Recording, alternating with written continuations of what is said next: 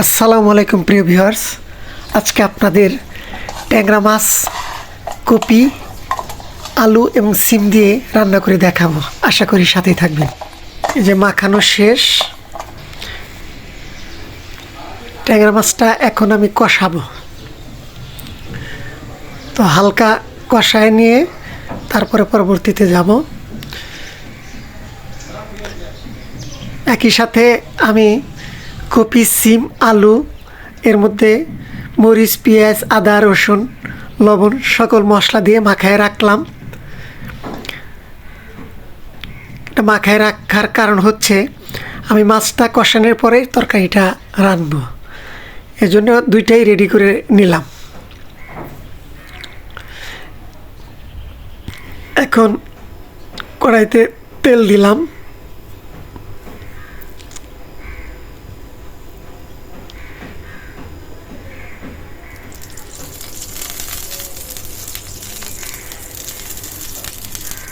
তেল গরম হওয়ার মধ্যেই দু তিনটা জিরা ছিটিয়ে দিলাম। আমার কাছে এই কষানোর আগে একটু জিরা ছিটিয়ে নিলে ভাল লাগে, একটা অন্য একটা ঘ্রাণ আসে। তো এখন ট্যাংরা মাছ মাখানো দিয়ে দিলাম, একটু কষাই নিচ্ছি। খুবই সিম্পল রান্না।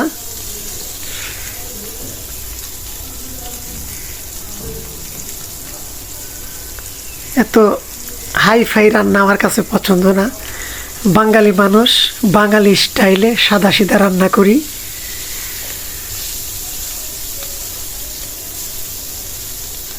এখানে হলুদ, মরিচ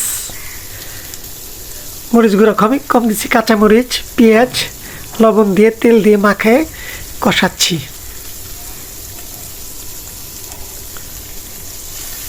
জাস্ট ট্যাংরা মাছের গাটা একটু থাকে, শক্ত থাকে, যাতে তরকারি রান্নার মধ্যে দিলে ভেঙে না যায়। তাছাড়া একটু ট্যাংরা মাছটা কষায় নিলে খেতেও স্বাদ লাগে। আমার মাছ প্রায় কষানো শেষ। এটা অনেক কড়া করে কষানোর কোনো দরকার নাই, হালকা কষালাম।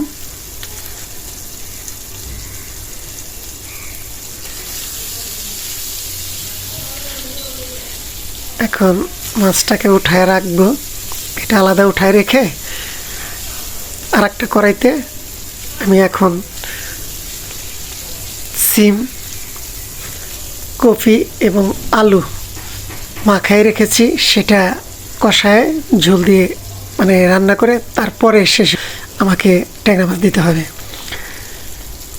তো এখন তেল দিচ্ছি, এটা হলো সবজিটাকে দিয়ে কষাবো আর কি, হালকা কষায় পানি দেব আর কি। একটু তেল দিয়ে নিলাম।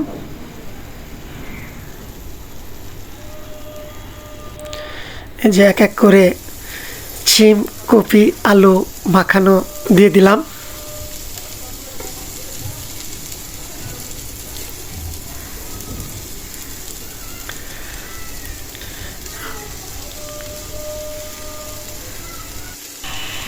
রান্নাটা আজকে দুপুরে খাবো, এই জন্যে রান্না করছি।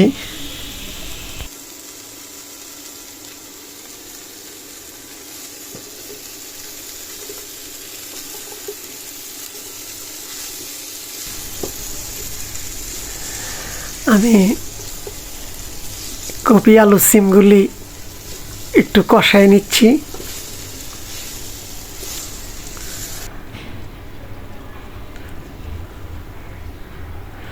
এই যে বেশি নাড়াচাড়া করা ঠিক না, তাহলে কপিগুলি ভেঙে যাবে। মাঝে মধ্যে একটু হালকা নাড়া দিয়ে কষানোর প্রায় শেষই। তরকারি হয়ে যাওয়ার কিছুক্ষণ আগে আমি মাছটা দিব, তা না হলে ওই নাড়াচাড়ায় ট্যাংরা মাছগুলি ভেঙে যেতে পারে। ট্যাংরা মাছ যেহেতু আমার কষানো আছে, সেক্ষেত্রে অনেক আগে দেওয়ার কোনো দরকার নাই।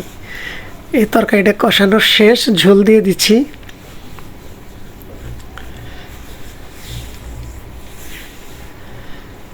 এই যে মাছ দিয়ে অলরেডি দিয়ে দিছি। আমার রান্নার শেষ প্রান্তে প্রায়।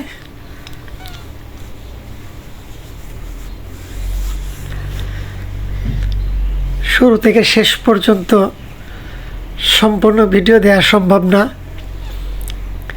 মাঝে মাঝে কাট করতে হয়েছে, কারণ সম্পূর্ণ ভিডিও দিতে গেলে আপনারা দেখবেন না। এই যে আমার রান্না শেষ, ধনিয়া পাতাটা যে দিচ্ছি সেটাও আমি দেখাইনি, দিচ্ছি নামাইছি। এই তরকারি রান্না শেষ। তো ভিডিওটা ভালো লাগলে আমার চ্যানেলটি সাবস্ক্রাইব করবেন, লাইক কমেন্টস করবেন। আর এই শীতে আপনারাও আশা করি এই তরকারি রান্না করে খাবেন, ভালো লাগবে। সবাইকে ধন্যবাদ।